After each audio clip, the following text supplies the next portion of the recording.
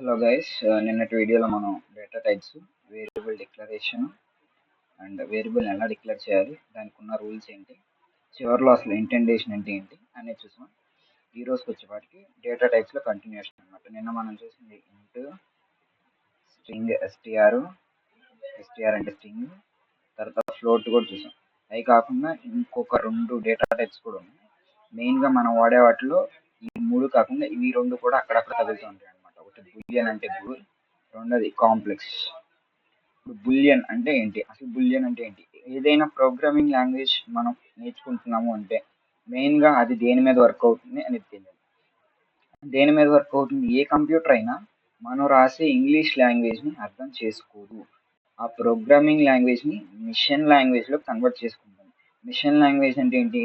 మిషన్కి అర్థమయ్యే రెండే రెండు, ఒకటి 0, ఇంకోటి 1. ఈ రెండు మాత్రమే మిషన్కి అర్థమవుతాయి. ఏ కంప్యూటర్ అయినా, ఏ ల్యాప్టాప్ అయినా, ఏ మిషన్ అయినా, ఏదైనా మిషన్కి అర్థమవుతుంది అంటే అది either 0 or 1. మనం రాసిన మొత్తం కోడ్ని మిషన్ లాంగ్వేజ్లోకి అంటే either 0 or 1లోకి మార్చుకొని దాన్ని బట్టి మనకి అవుట్పుట్ ఇస్తుంది అనమాట. ఇది బులియన్. బులియన్ అంటే ఏంటి? 0 అనేది ఒక బులియన్, 1 అనేది ఒక బులియన్. వీటిని ఎలా రిప్రజెంట్ చేస్తాం? 0 అంటేనేమో ఫాల్స్, 1 అంటేనేమో ట్రూ. అవి బూలియన్ అనమాట. ఇక్కడ 0, 1 నేను బూలియన్ అని చెప్పట్లా. బూలియన్ అంటే ట్రూ ఆర్ ఫాల్స్. అయితే ట్రూ లేదా ఫాల్స్ బూలియన్. అసలు ఈ ట్రూ ఫాల్స్ మీరు ఎలా కూడా గుర్తుపెట్టుకోవచ్చు అని చెప్తున్నా. 0 అంటే ఫాల్స్, 1 అంటే ట్రూ, ఇలా కూడా గుర్తుపెట్టుకోవచ్చు. మిషన్కి అర్థమయ్యే లాంగ్వేజ్ ఏంటి? 0, 1. 0, 1. సో ట్రూ ఫాల్స్ మెయిన్గా మనకి బూలియన్లో కవర్ అయ్యే ఏంటి? True, falls. ఫాల్స్ తర్వాత వచ్చేసి ట్రూ. ఇంకోటి మనం ఇక్కడ చూడాల్సింది ఏంటంటే మెయిన్గా కాంప్లెక్స్ నెంబర్స్. అందరికీ తెలిసి ఉంటాయి complex numbers. Complex number is a combination of real part and imaginary part. దాన్ని మనం పైథాన్లో ఎలా రిప్రజెంట్ చేస్తాం చూడండి. దాని యొక్క రిప్రజెంటేషన్ చెప్తున్నాను. ఫస్ట్ ఏదో ఒక రియల్ నెంబర్, సపోజ్ ఈ అనేదాన్ని ఒక రియల్ నెంబర్ అనుకోండి. తర్వాత ఎడిషన్ సింబల్ ప్లస్ బి ఇప్పుడు బి అనేది ఏంటి? ఇమాజినరీ పార్ట్, ఏ అనేది రియల్ పార్ట్. ఇది ఒక కాంప్లెక్స్ నెంబర్ అనమాట. ఇది ఒక కాంప్లెక్స్ నెంబర్. పైథాన్లో కాంప్లెక్స్ నెంబర్స్ కూడా ఉంటాయి, అది కూడా ఒక డేటా టైప్. తర్వాత ఇది మనం ఈ రోజు చూసే కాన్సెప్ట్స్ ఇవన్నమాట. ఫస్ట్ డేటా టైప్స్లో నిన్న 3 కవర్ చేసాం కదా, ఇంకొక ఈ రెండు ఇవాళ చూద్దాం. Boolean, complex. తర్వాత అసలు ప్లస్ ఆపరేటర్ని ఎలా వాడచ్చు, నేను ఇంటెండేషన్ కొంచెం చెప్పాను. ఇంటెండేషన్ ఏంటి, తర్వాత మనం డబుల్ కోట్స్లో పెట్టి ఏదైనా ఇస్తే అది స్క్రీన్ మీద ప్రింట్ అవుతుంది కదా, అలా కాకుండా డబుల్ కోట్స్ మధ్యలో మళ్ళీ ఏమైనా కోట్స్ రాస్తే ఏమవుతుంది? కాస్టింగ్ అంటే ఏంటంటే ఇప్పుడు మనం డేటా టైప్స్ నేర్చుకున్నాం కదా, ఇంటీజర్, స్ట్రింగ్, ఫ్లోట్. ఒక దాని నుంచి ఇంకో దానిలోకి ఎలా మార్చాలి అనేది కాస్టింగ్. తర్వాత అసైనింగ్ మల్టిపుల్ వాల్యూస్. ఒక ఒక రెండు వేరియబుల్స్కి ఒకేసారి వాల్యూని అసైన్ చేయడం కానీ, ఒకే నెంబర్కి వాల్యూస్ అసైన్ చేయడం కానీ, అలా మల్టిపుల్ వాల్యూస్ ఎలా అసైన్ చేయొచ్చు, దానికి ఒక 2 డిఫరెంట్ వేస్ ఉన్నాయి. అందుకని ఇక్కడ 2 టైప్స్ అన్నది అనమాట. ఇవి వాళ్ళు చూద్దాం. మెయిన్గా డేటా టైప్స్లో మనం ఫోకస్ చేయాల్సినవి integer, string, float, boolean, complex. కానీ బిల్టిన్గా ఇవన్నీ ఉన్నాయన్నమాట. బిల్టిన్గా డేటా టైప్స్ అనేవి ఇవన్నీ వస్తాయి. తర్వాత రాను రాను మీకు పైథాన్లో అక్కడక్కడ అన్నీ కవర్ అవుతాయి. కానీ మీకు తెలియాల్సింది న్యూమరిక్ డేటా టైప్స్ తెలిస్తే ప్రోగ్రామింగ్ రాసేయచ్చు, కోడ్ రాసేయచ్చు. ఇంటీజర్, ఫ్లోట్, కాంప్లెక్స్ ఇవి. తర్వాత టైప్ అంటే ఇక్కడ ఏం లేదు, వాటిని డివైడ్ చేశారు. ఇప్పుడు ఏంటి? టెక్స్ట్ టైప్ అంటే స్ట్రింగ్, న్యూమరిక్ టైప్ అంటే ఇంట్, ఫ్లోట్, కాంప్లెక్స్. ఆ మిగతావన్నీ మీరు ఇప్పుడు చూసినా మీకు అర్థం కావు, ఎందుకంటే మీకు స్టార్టింగ్ లో ఉన్నారు కాబట్టి మీకు న్యూమరిక్ టైప్స్, టెక్స్ట్ టైప్ వరకు సరిపోతుంది. సో ఫస్ట్ ఈ బూలియన్, కాంప్లెక్స్ మీద కూడా మనం ఒక 2-3 ప్రోగ్రాములు చూసేసి తర్వాత మిగతా చూద్దాం. ఇప్పుడు బూలియన్, కాంప్లెక్స్ మీద చూద్దాం.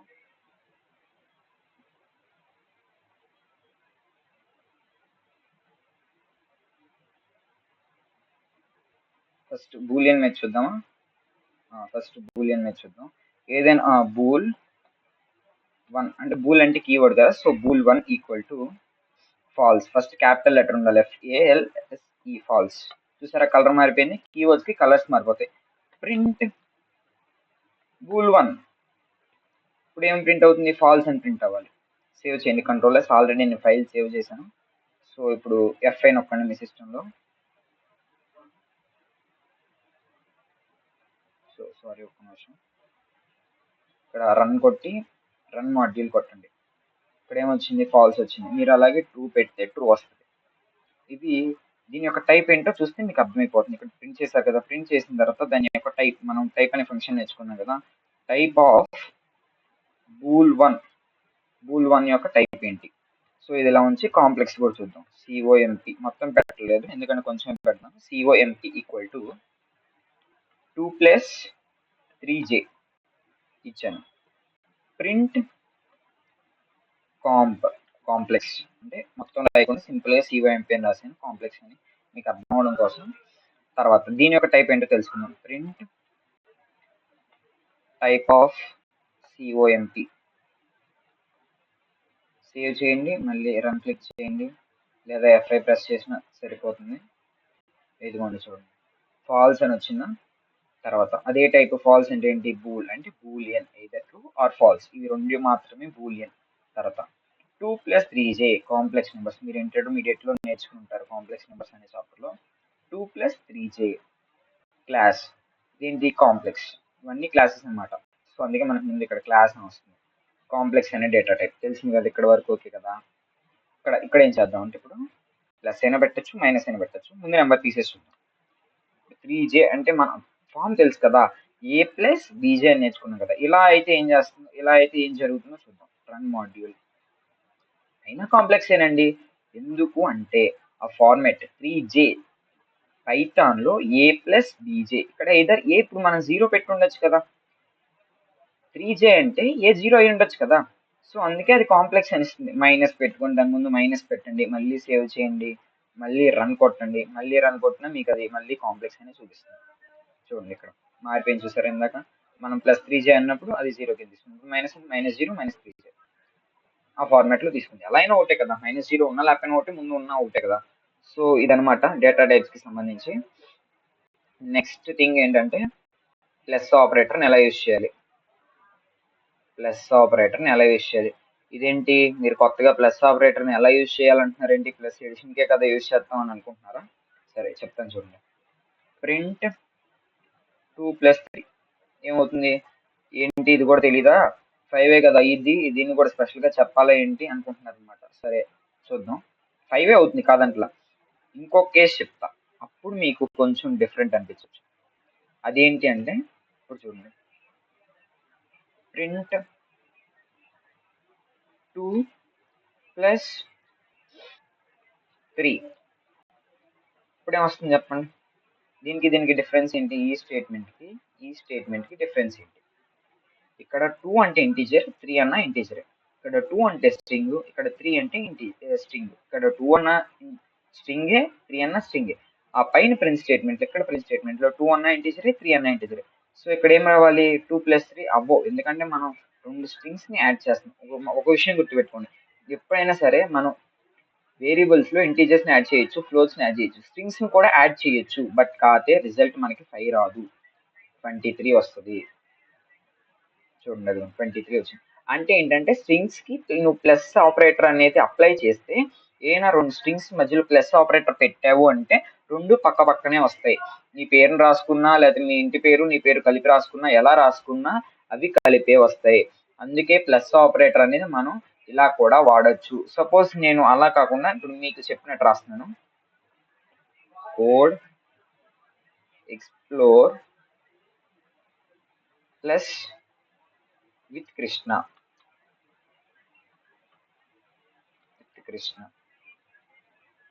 సేవ్ చేయండి, మళ్ళీ రన్ కొట్టండి, మళ్ళీ same.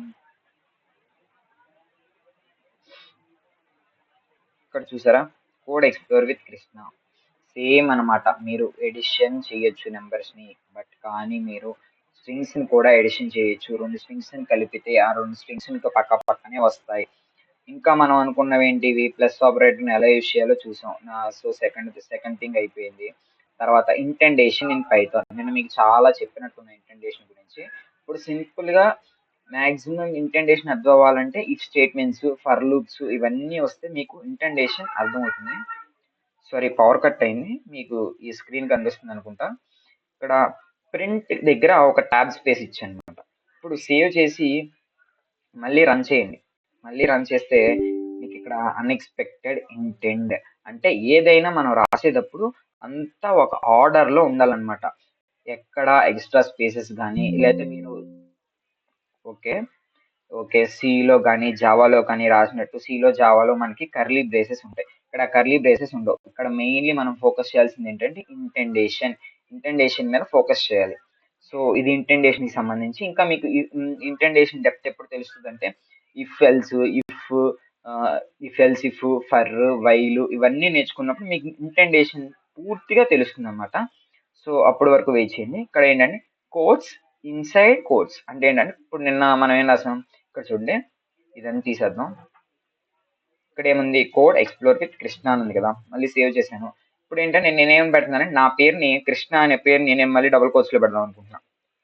Code explore with Krishna print అవ్వాలి, దానిలో కృష్ణ అనేది మళ్ళీ డబుల్ కోట్స్ లో ప్రింట్ అవ్వాలి. అసలు అవుద్దా లేదో చూద్దాం. జస్ట్ మనకి తెలీదు, సేవ్ చేసి అసలు అవుతుందా లేదా, ఎలా పెడితే అలా అయింది. ఇక్కడ చూసారా, invalid syntax, perhaps you forgot A comma. Okay కొట్టండి.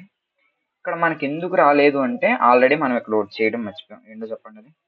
ఇక్కడ రెండు ఓపెన్ చేసినప్పుడు ఇక్కడ రెండు ఓపెన్ చేయాలి కదండి, అది మర్చిపోయాం. సేవ్ చేసి మళ్ళీ రన్ చేయండి. Run module.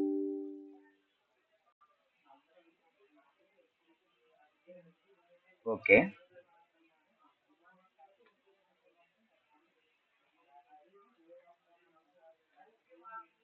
సేవ్ చేశాను. మళ్ళీ చూడండి అవుతుందో లేదో మనం టెస్ట్ చేద్దాం.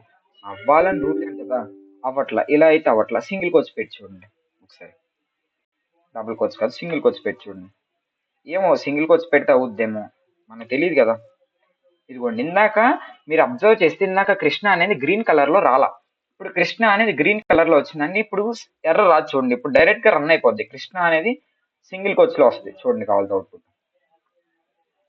Code explore with Krishna, Krishna single coach లో వచ్చిందా అంటే మనం ఏదన్నా కోచ్ లోపల కోచ్ వాడాలి అంటే సింగిల్ కోచ్ వాడుకోవచ్చు. లేదంటే ఇప్పుడు కొంతమంది డిడెంట్ రాస్తారు. ఎలా రాస్తారు? ఇదంతా తీసేద్దాం ఒకసారి. ఇదంతా తీసేసి సింపుల్ గా ఇట్లా రాస్తారు కదా, డిడెంట్.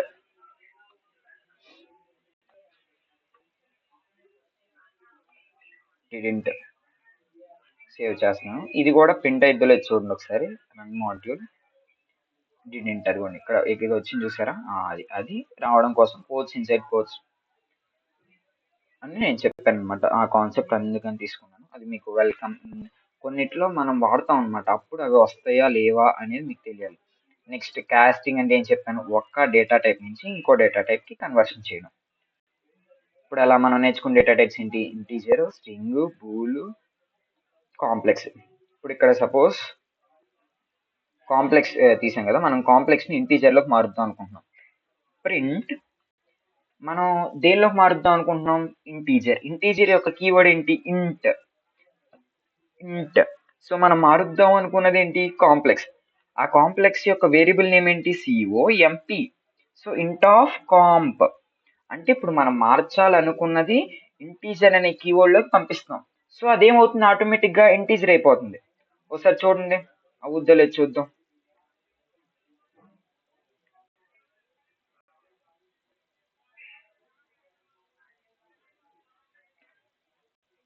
ఇదిగోండి, ఇక్కడ ఇక్కడ ఎర్రర్ చదవండి.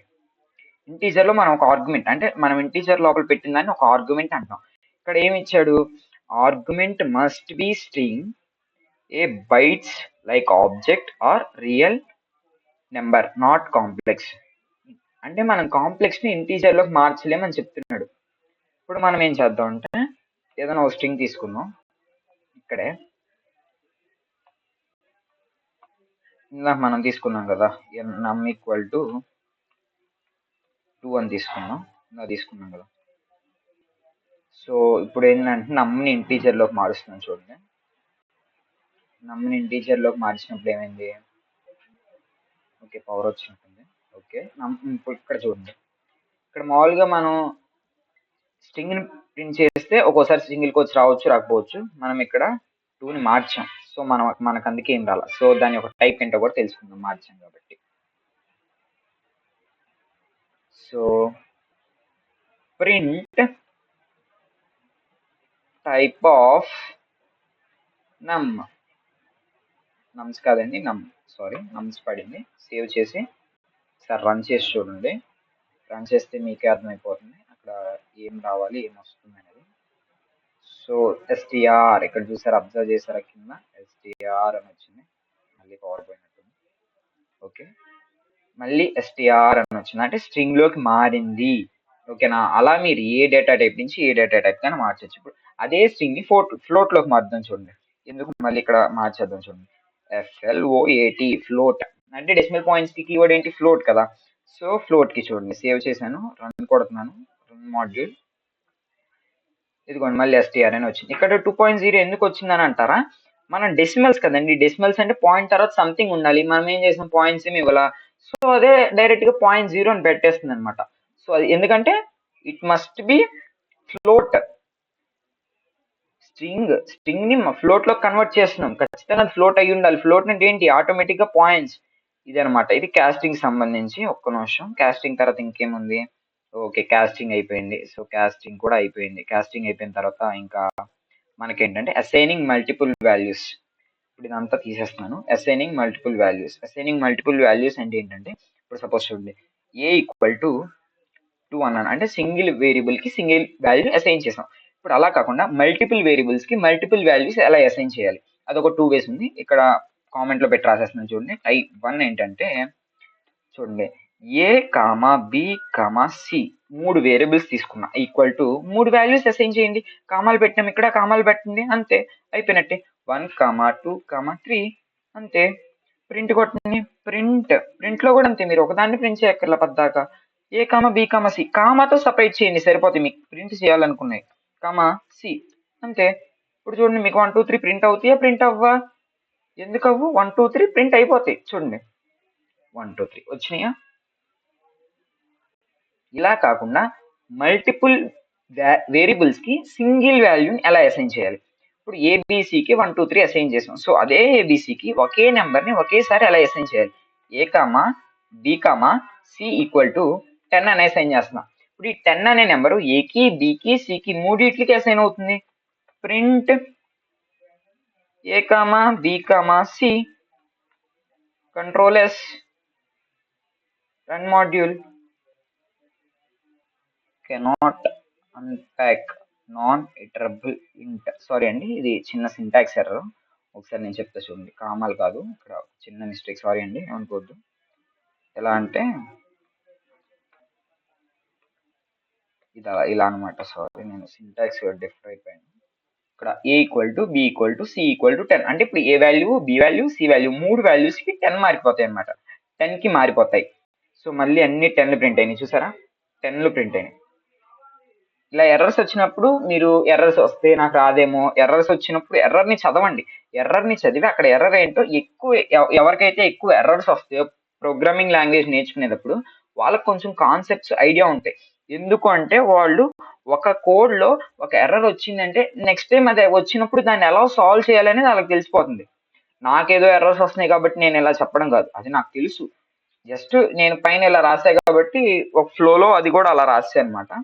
ఏ equal to B, B equal to C, C equal to 10, సికి 10 అసైన్ అయింది, సి బికి అసైన్ అయింది, బి అనేది ఏకి అసైన్ అయింది. అప్పుడు 3 వేరియబుల్స్ యొక్క వాల్యూ ఒకటే అవుతుంది కదా 10. సో ఏ కమా బి కమా సిని ప్రింట్ చేస్తే ఏమవుతుంది, 10 మాత్రమే ప్రింట్ అవుతుంది. సో ఇదండి ఈ పూటకి. ఫస్ట్ డేటా టైప్స్ అయిపోయింది, తర్వాత ప్లస్ ఆపరేటర్ ఎలా యూజ్ చేయాలో నేర్చుకున్నాం, ఇంటెండేషన్ అంటే ఏంటి, తర్వాత కోడ్స్ అంటే డబుల్ కోడ్స్ లోపల సింగిల్ కోడ్స్, డబుల్ కోడ్స్ లోపల డబుల్ కోడ్స్ ఎలా యూజ్ చేయాలో తెలుసుకున్నాం. తర్వాత కాస్టింగ్ అంటే ఒక డేటా టైప్ నుంచి ఇంకో డేటా టైప్ కి ఎలా మార్చాలో చూసాం. తర్వాత multiple values assigning, multiple values కి నెంబర్స్ ఎలా అసైన్ చేయాలి, మల్టిపుల్ వాల్యూస్ కి మల్టిపుల్ వేరియబుల్స్ ని ఎలా అసైన్ చేయాలి. సారీ అండి, రివర్స్ లో చెప్పాను. మల్టిపుల్ వేరియబుల్స్ కి మల్టిపుల్ వాల్యూస్ ఎలా అసైన్ చేయాలి, ఒకే 3 వేరియబుల్స్ కి ఒకే నెంబర్ ని ఎలా అసైన్ చేయాలి, అది 2 టైప్స్ చూసాం కదండి ఇప్పుడు. So that's all for today. Remaining మిగతావి అంటే నెక్స్ట్ స్ట్రింగ్స్, మేబీ స్ట్రింగ్స్ ఉండొచ్చండి, ఆ స్ట్రింగ్స్ కి సంబంధించి ఇన్ డెప్త్ గా చూద్దాం. So thank you.